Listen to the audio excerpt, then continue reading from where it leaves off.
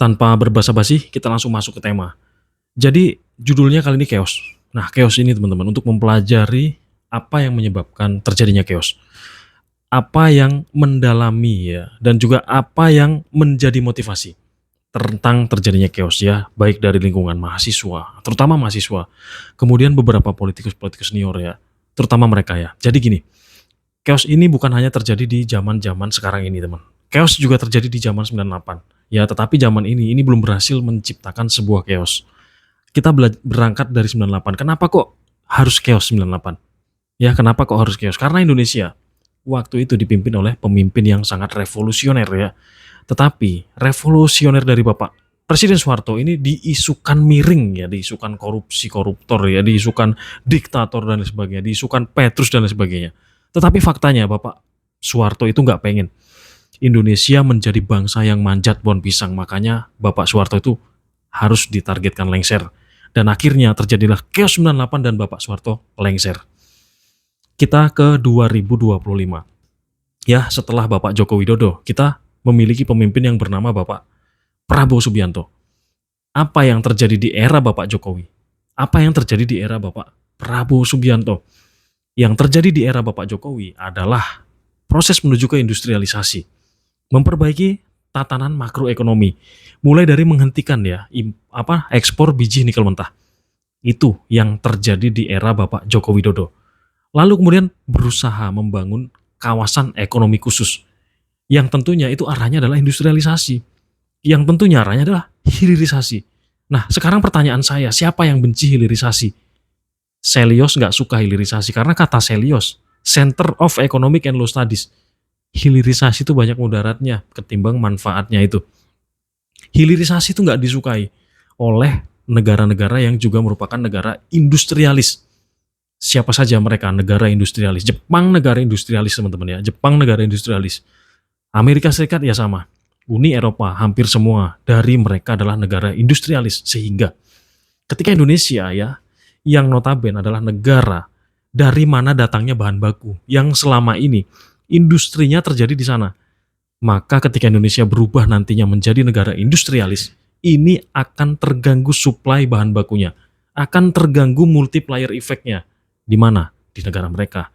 Nggak ada multiplier effect di Indonesia teman-teman ketika kita menjadi negara penghasil bahan baku.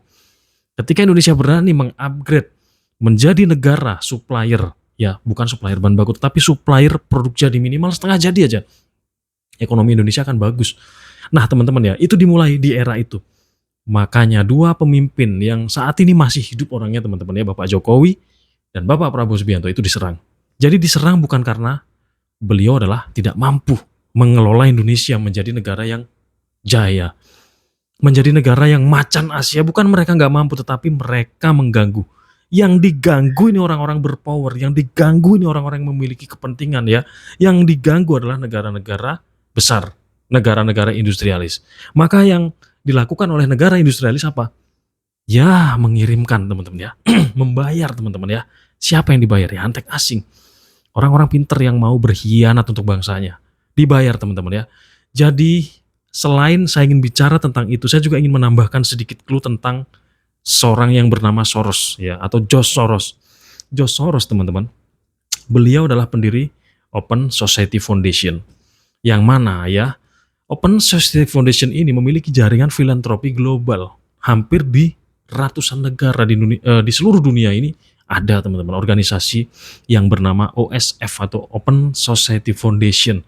Dan teman-teman di Indonesia ini ya beberapa LSM kemudian beberapa organisasi besar ya, seperti contoh Selyos atau Center of Economic and Law Studies ya. Center of Economic and Law Studies ini ternyata menerima dana dari Soros ya. Jadi mereka berdalih itulah investasi. Mereka berdalih itu hanya merupakan dukungan terhadap mungkin bidang-bidang politik, sosial, ekonomi, hukum dan lain sebagainya. Tetapi faktanya, mengapa Soros menginvestasikan? Apakah ada kaitannya nih ya?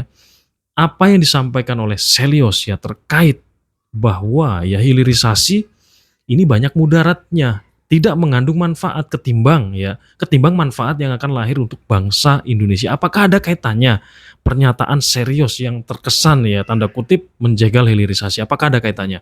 Tentu teman-teman ya, menurut saya secara logis ini ada kaitannya dengan itu semua. Jadi, mungkin saja teman-teman, mereka adalah bagian ya, bagian dari orang-orang yang ingin menjegal upaya Indonesia menjadi negara industrialisasi. Karena mereka tidak mau kehilangan suplai bahan baku barang mentahnya. Nah, ketika Indonesia berhenti melakukan ekspor biji nikel mentah, nikel yang saya contohkan dalam konten ini, maka yang terjadi terhadap Indonesia langsung detik itu juga pemerintah digugat. Nah, siapa yang menggugat pertanyaan? Yang menggugat adalah WTO, World Trade Organization. Dan kita harus pelajari teman-teman ya, siapa di belakang WTO. Di belakang WTO ini adalah Uni Eropa loh teman-teman ya. Uni Eropa, di situ ada Belanda, di situ ada Inggris ya, ada Jerman ya. Dan kemudian banyak negara-negara Uni Eropa yang selama ini itu menjadi negara industrialis. Yang mana teman-teman, nikel dikirim ke negara mereka. Digunakan untuk apa sih nikel itu? Nikel teman-teman ya, digunakan untuk batu baterai. Nikel digunakan untuk proses metalurgi, ya, penguatan ya, dan lain sebagainya. Nikel ini banyak dibutuhkan teman-teman ya, terutama teman-teman untuk sektor nuklir. Jadi nikel ini dibutuhkan untuk membangun ya, katakanlah mesin untuk memisahkan ya, memisahkan kandungan-kandungan yang dibutuhkan dalam uranium, karena uranium itu ada dua unsur uranium yang berbeda teman-teman. Yang mana yang dibutuhkan adalah unsur yang dibutuhkan ini teman-teman. Jadi harus dilakukan pemurnian, pemisahan, dan itu menggunakan nikel. Dan nikel ini teman-teman, selain digunakan untuk itu, nikel juga tentu digunakan untuk energi, yaitu batu baterai. Nah, kita akan berbicara soal nikel ini secara mendalam, bahkan di beberapa konten nantinya, supaya teman-teman tahu kalau nikel ini adalah kunci tatanan dunia, bukan hanya CPU yang berasal dari Indonesia, tetapi nikel juga merupakan kunci tatanan dunia. Dan dalam konten selanjutnya, nanti saya akan berbicara soal CPO atau crude palm oil, yang mana teman-teman, posisi tawar Indonesia harusnya paling tinggi di mata dunia ya, bukan posisi tawar Amerika yang lebih tinggi dari Indonesia. Bukan posisi tawar Singapura, teman-teman. Singapura itu receh, teman-teman, negara yang seupil doang ya. Negara yang bahkan luasnya lebih luas Pulau Bali ketimbang negara Singapura. Tetapi faktanya, mereka adalah negara yang kecil tetapi menjadi transitnya barang-barang mineral berharga Indonesia. Terutama ya nikel, teman-teman. Tetapi saat ini sudah nggak lagi. Dan teman-teman ya, ketika Indonesia berusaha untuk membangun sebuah konsep tata kelola satu pintu yang disebut Danantara, sehingga kita japri-japrian langsung dengan negara tujuan ekspor. Nggak perlu kita lewat Singapura, ngapain kita kasih untung ke mereka, ngapain kita bangunkan mereka gedung-gedung yang mewah di situ. Makanya setelah Indonesia melakukan tata kelola satu pintunya dan menghentikan transit di Singapura, seketika itu teman-teman ya, emiten-emiten besar di Indonesia ini seketika menjual saham portofolionya, seketika IHSG anjlok, seketika rupiah anjlok. Nah, berarti kan ada serangan. Serangan lahir dari kepentingan. Kepentingan apa yang terganggu? Kita pikirkan bersama-sama, dan saya yakin teman-teman sudah tahu. Dari awal teman-teman menyimak ya, baru sedikit ya. Apalagi nanti teman-teman mengikuti saya melalui like, share, komen, subscribe. Teman-teman akan saya bukakan pemahaman ini, walaupun teman-teman saya mengambil sebuah risiko besar, karena yang akan saya sentuh adalah orang-orang yang jujur. Jujur mereka memiliki power. Jujur mereka memiliki jaringan. Jujur mereka memiliki kekuatan, dan jujur mereka ingin menciptakan ketidaktahuan di setiap pemikiran dan pola pikir generasi muda, supaya semakin sedikit pemuda yang paham dan semakin langka orang-orang yang akan bersuara seperti ini. Dan tentunya ini akan berisiko dibungkam. Ini akan berisiko saya akan diintimidasi pasti, karena yang saya ganggu adalah kepentingan dari mafia-mafia. Oke, kita akan kembali ke nikel. Jadi itulah yang dilakukan di era Bapak Joko Widodo, dan makanya hal itu membuat beliau diserang.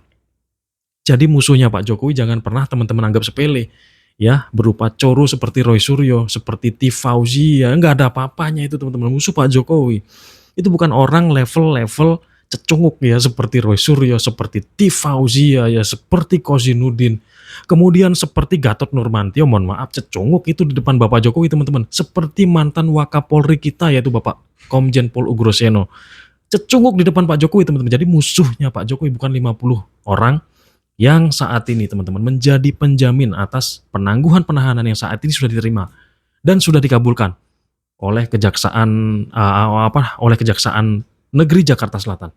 Bukan 50 tokoh besar tadi, musuh utama Bapak Jokowi. Tetapi ada satu tokoh teman-teman ya, yang level lokalnya ada satu tokoh, orangnya kecil ya, Julukannya sih Chaplin kalau nggak salah teman-teman ya. Dan bisnisnya gas LPG itu yang lokalan Indonesia, tetapi musuh-musuh musuh-musuh besar yang diganggu dalam konsep hilirisasi adalah musuh-musuh level internasional. Sudah jelas Uni Eropa yang menggugat Indonesia dan Bapak Jokowi nggak pernah gentar. Justru dengan adanya gugatan tersebut, beliau malah mendatangkan. Makanya kemudian Indonesia melahirkan yang namanya Indonesia Morowali Industrial Port Estate atau IMIP di Sulawesi. Itu bukti nyata kalau memang benar-benar gua nggak mau lagi kirim sumber daya alam nikel dalam bentuk nikel mentah. Kalau kalian masih menginginkan ini, kalian wajib beli yang setengah jadi. Dan nggak hanya itu, kedepannya bakal gua datangkan ya, bakal gua upayakan untuk mendatangkan produsen mobil listrik. Makanya kemudian hari ini kita sudah tahu bahwa BYD, bahwa Finvest sudah masuk di Indonesia membangun pabrik di Subang. Itu artinya setengah jadi nggak akan lagi bisa didapatkan. Kedepannya lu beli mobil listrik dari Indonesia, baru lu bisa mendapatkan nikel itu di dalam mobil listrik. Dan sampai di sini dulu. Ke depan akan kita bahas tentang IHSG atau Indeks Harga Saham Gabungan dan tips bagaimana teman-teman mendapatkan investasi yang bagus dalam portofolio Indonesia dan bagaimana kita memilih emiten yang terpercaya supaya dana teman-teman aman. Dan jangan lupa teman-teman ya, sampai di sini saya ucapkan terima kasih. Jangan lupa berikan like, comment, share, dan subscribe channel ini, dan sementara ini masih gratis semua yang saya sajikan karena saya juga masih dalam tahap pembangunan. Dan sampai berjumpa pada konten selanjutnya.